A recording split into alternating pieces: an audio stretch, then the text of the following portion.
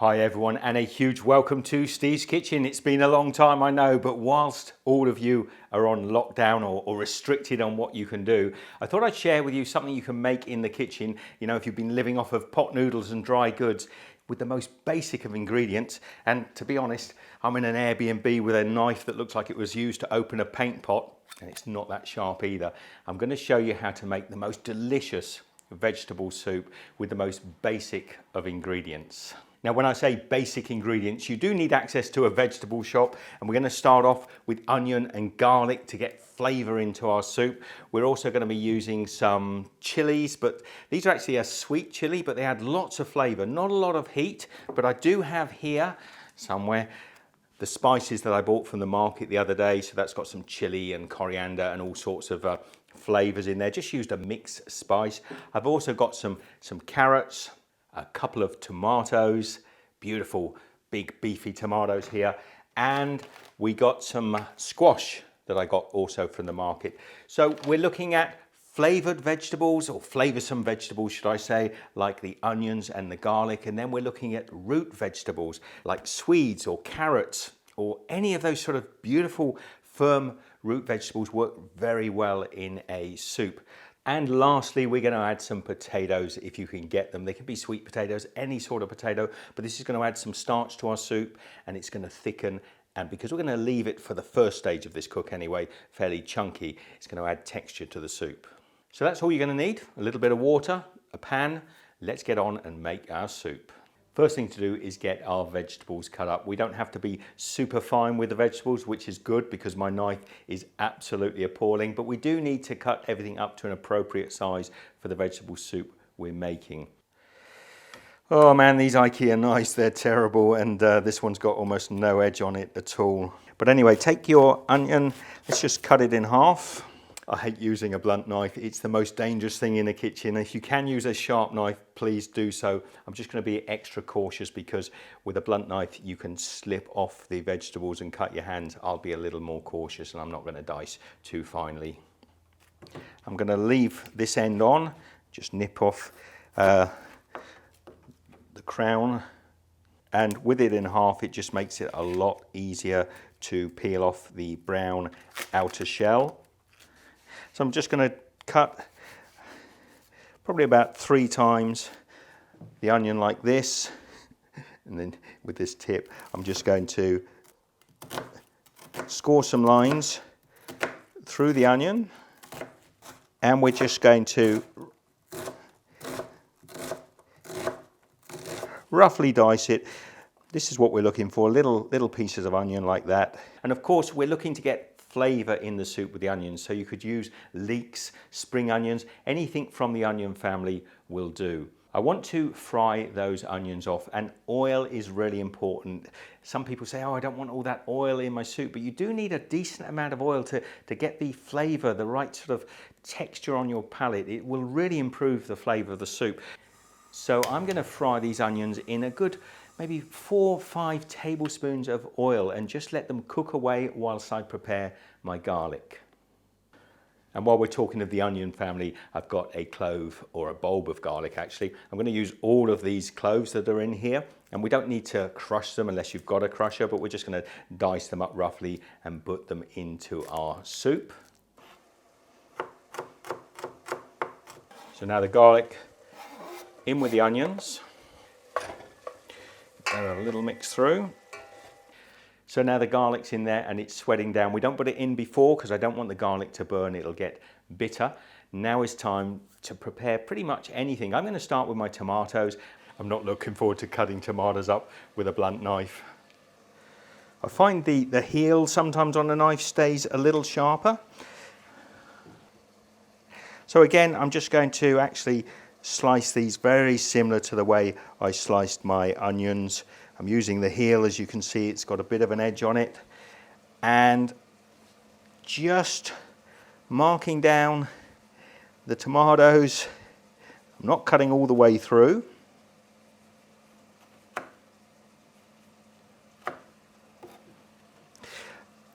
I mean, in many ways, this is your stock. These are the juices. Whoops, you see the way that slid there? That's why I don't like blunt knives when you're preparing any vegetables. Even these end bits, let's just roughly dice them up. And don't skimp on your tomatoes. It's or tomatoes, as my American friends say. Don't skimp on them. They're the basis of almost any good vegetable stock. Doesn't want to cut. But that is good enough.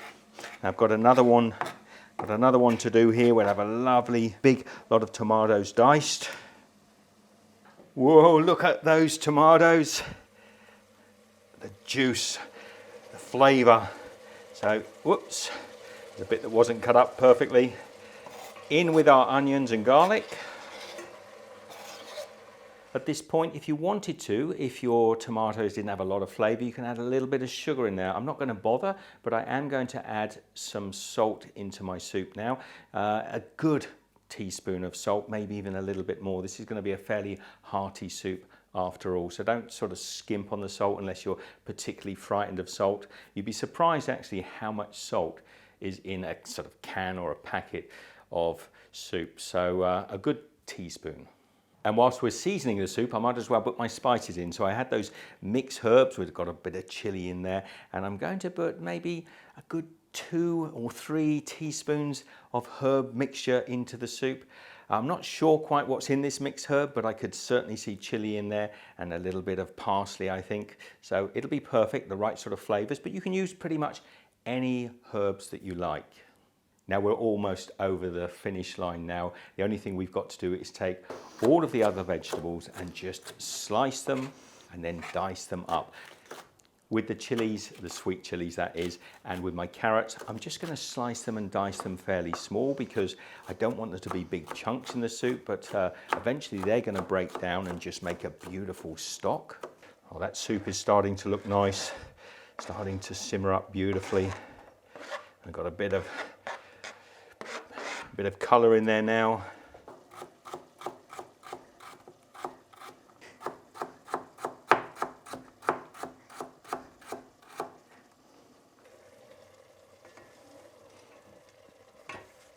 The pumpkin again adds great flavour, but I'm going to dice this up fairly small, not as small as the onions, but I don't want big chunks of pumpkin in my soup at this point.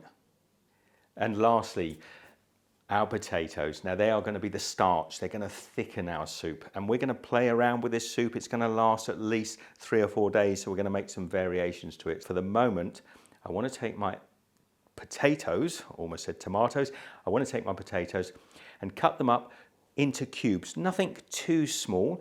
Eventually they will break down into the soup and release all the starch, but I want a little texture in the soup, so you decide how you want it. Cut up your potatoes. I would peel them. You don't really want the skins in the soup. It'll just slow down the breaking and the releasing of the starch into the soup. So cut them up, put them into the soup. Now we need to add some water in. We need some sort of content, you know. We've got all the beautiful vegetables in there. We're going to effectively turn this into a stock. So you want to add a good pint of water. I've got a cup here. I'm just going to keep topping it up until it looks about right. You can pretty much eyeball it. Don't worry if it's a little bit thin at the moment. Don't forget, as the vegetables cook, it's going to thicken up. And we will be adding liquid into our soup over the next couple of days as we change its structure and change a little bit its flavors. And that pretty much is it. What Michelle and I tend to do, a lot of people will simmer a soup for ages. It really doesn't need it. You can bring that soup up to a sort of rolling boil, turn the heat down to a simmer, pop the lid on, and just keep an eye on it. I would cook that for no more than about 30 minutes. Then I would leave the lid on, don't take it off. The heat will stay in the pot and it will continue to cook even though we've turned the gas off. So I'm just going to leave it there on the side for about an hour or 2 hours, just to let it sort of, almost like a slow cooker, the residual heat in the pot is cooking it.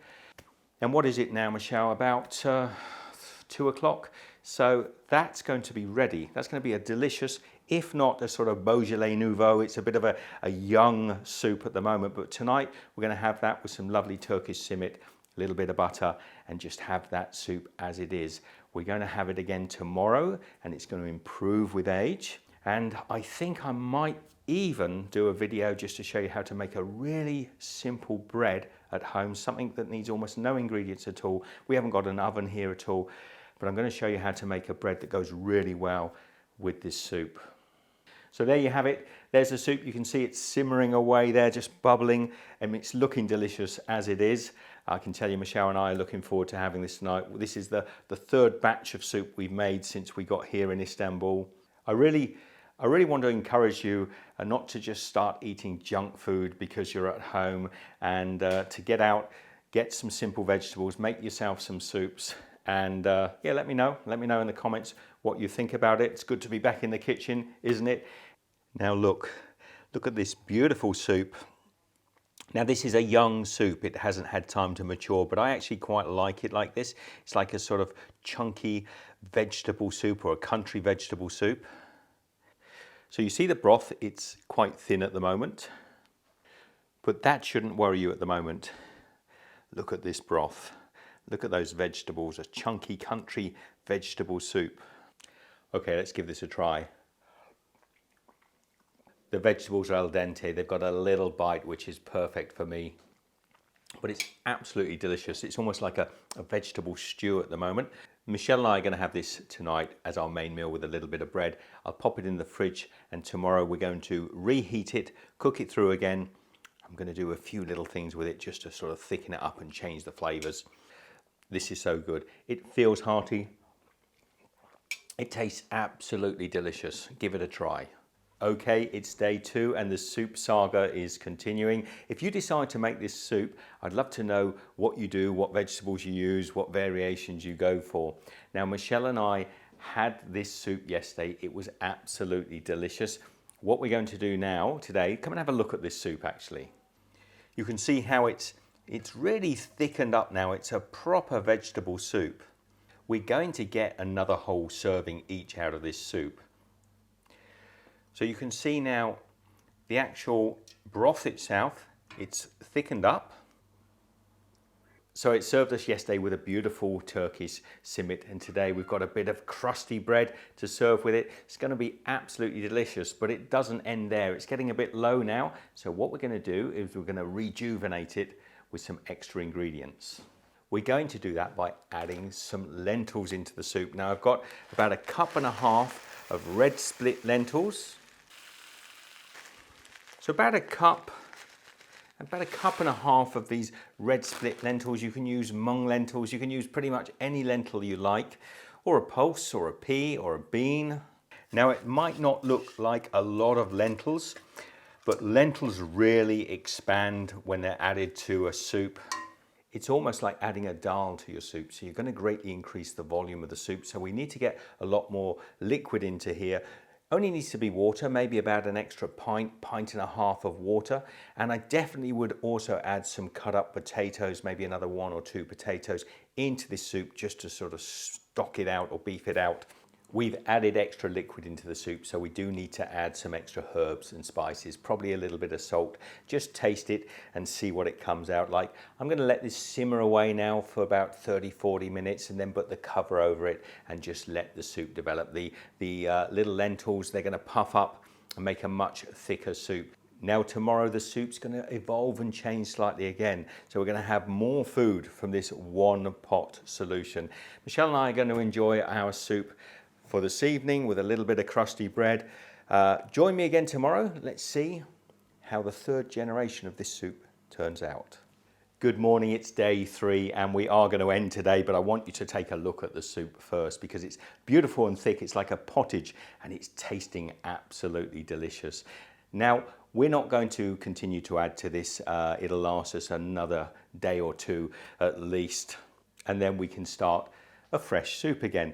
Now look just how thick the soup is compared to the first day. I'm going to spoon myself a nice hearty bowl. If you decide to make the soup, let us know what you think and share your experiences in the comments down below. Oh, the flavours are getting better and better. If you do find yourself at the moment locked down or with restricted travel, I hope you can get hold of some good vegetables and make this soup. I'm going to do that bread recipe also while we're here, so you can make a really simple bread in lockdown, in isolation, look out for that video. Be good, and we'll see you next time. Take care. So I just want you to see how bloody lovely India is, despite the fact that we grumbled about that little bit of food. How absolutely lovely India is.